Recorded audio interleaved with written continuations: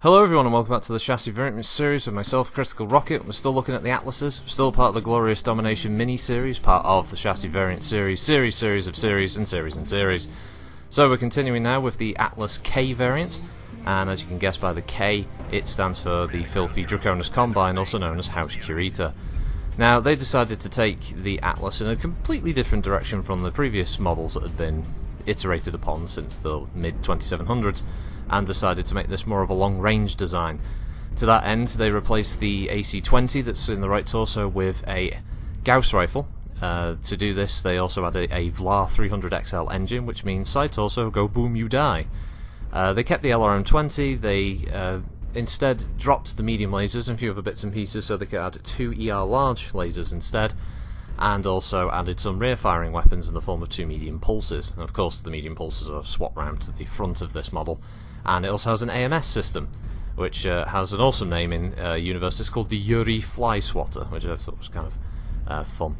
It also has case to protect it from ammo explosions, which, let's face it, in MechWarrior Online, the second your side torso is opened, the case isn't going to help you, you're going to die.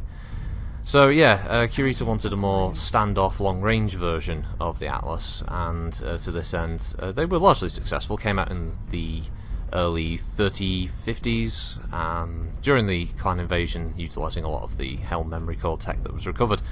So this model has 4 energy, 1 ballistic, 1 missile, so it's actually kind of lacking in hardpoint areas compared to some of the other variants that are available.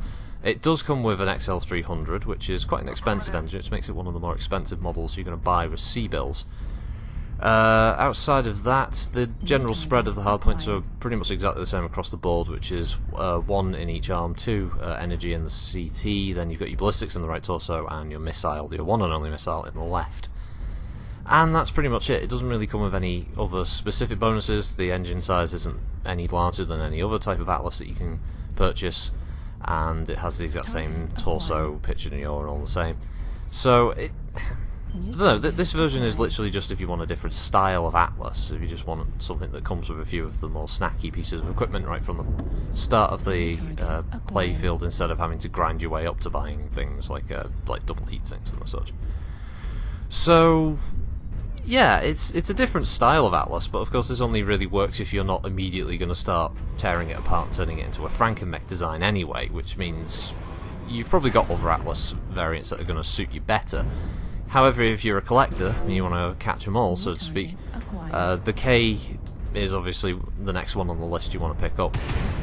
I don't mind it. I do like the idea of having an Atlas that sits, has a more dominant position in the back line, hitting stuff with its ER larges and Gauss rifle, and then when things start to get a little bit softer, that's when you move in and you start tearing ass. But yeah, personally I think there are probably better Atlas out there that can do the job better, especially the ones that come with things like the AC-20s or the AC-10s. And the Atlas does feel like it should be more of a brawling kind of mech than a sort of long-range mech, I guess, especially given its size. It's an extremely wide design, which means it's not going to be able to deflect fire very well, even with torso twisting. So your best bet with this thing is probably customizing it in some way, shape or form anyway. So yeah, I'd only recommend it if you wanted to play it the way it comes stock. Otherwise there are probably better Atlas variants to pick up. It still suffers all the usual problems. There's the lower slung arms, the CT's positioning for the weapons are also going to mean that you're going to have to expose at least 50% of your mech's body to get any shots. Yeah, the Gauss rifle will explode, unlike the AC-20 where the ammo will explode, so it will still do you in the same way. And if you do want to run this build, the XL engine does help quite a lot. Again, this is a completely unskilled version of the mech, so there's no points put on there. And yeah, even I know an XL engine in Atlas is an extremely dicey proposition, especially in the high alpha world of MechWarrior Online, so I wouldn't recommend running it with the XL if you can avoid that. I also noticed that I think all but one of these matches for these Atlas videos were all on Grim Plexus. It seemed like everybody just had a massive hard-on for playing that map. I don't know why it's suddenly so popular. I'm sure someone in the comments can explain that one to me. So yeah, it was a pretty good one though. I'm not going to complain. I think at the end of this I get rinsed and I somehow survive. I don't know how. I think there's some like sneaky lights coming around, and I suddenly realise, I think at this point, that hang on, I'm on the back field here. I'm going to get fucked.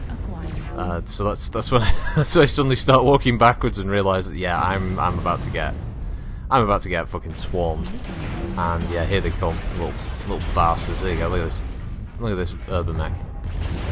Also, you know, classic aiming by me there. The Gauss rifles just spraying shots past him. And now I start fleeing for friendlies, really hoping that one dies in front of me. And then yeah, just really hoping that somebody can kill these guys who are attacking me, because I'm gonna die. And I actually forgot I had an XL engine at this point, so I wasn't that worried about the side torso. But any lucky shot could have opened me up and just killed me almost instantly. Yeah, there you go. The side torso is exposed. Luckily, they dropped the dragon and the other mech isn't that far behind. So yeah, that's all I got for that one actually. So thanks for watching everybody. Hope you have a good week, and I'll see you on the next chassis variant video.